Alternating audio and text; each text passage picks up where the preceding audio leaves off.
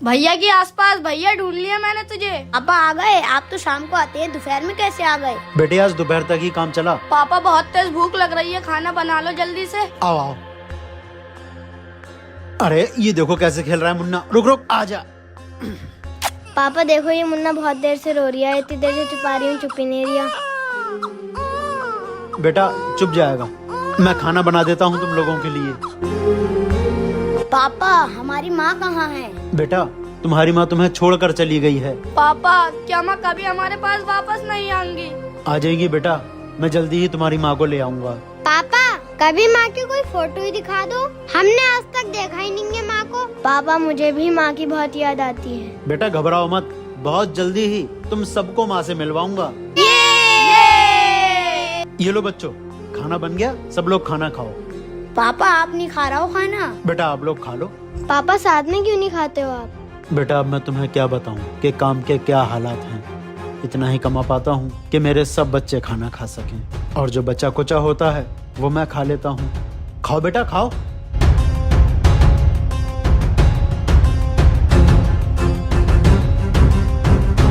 पापा एक और भाई हमारा इस दुनिया से चला गया है। एक भाई हमारा पिछले महीने खत्म हो गया था। हम 8 बहन भाई थे, अब 6 बचे।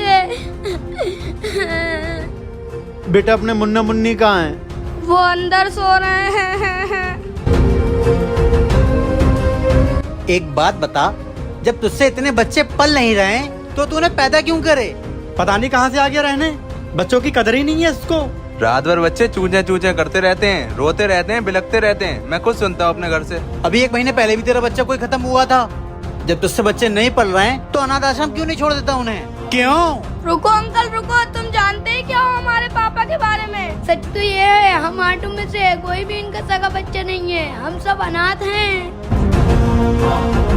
मैं इन्हें कचरे के ढेर में पड़ा मिला था, और मैं इन्हें सड़क के किनारे पड़ा मिला था। और मैं छोटी सी थी, मुझे मेरे माँ बाप नदी में फेंक गए थे, लेकिन मुझे इन्होंने बचा लिया और अपने पास रख लिया। और भैया ये मेरे जो 2 बच्चे खत्म हुए हैं ना, इनको मैंने हर डॉक्टर को दिखाया। डॉक्टरों ने कहा कि इनको ऐसी बीमारी है जिसका इलाज नहीं है। मैंने इन दोनों बच्चों को सही करने के लिए अपना घर बेच दिया और तुम्हारे मोहल्ले में किराए पर आकर रहने लगा।